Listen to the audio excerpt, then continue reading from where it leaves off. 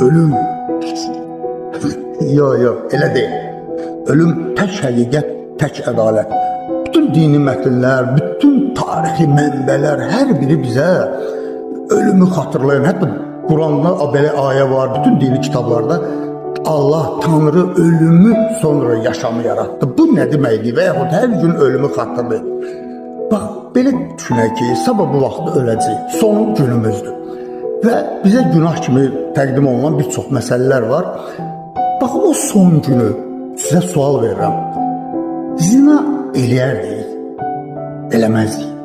Gedək, axırıncı gündür, gedim ailəmin yanına. İçki içməzdik, axırıncı gündür, ayıq yaşım. Ən düşmən, qatı düşmənimiz belə zəng eləsə, nəsə ki, ona mübahisə eləmərik. Nəsə əşi, aslında həyatda son gün, əşi, yaxşı sən deyəndir. Yəni, hər şeyi sadəcə bu son günün dadını, həzzini çıxarmaq və mənalı yaşa, ailəmizlə, doğmalarımızla, yaxınlarımızla, hər şey içdiyimiz suyun belə dadını bilərək içərdik. Çünki son gündür.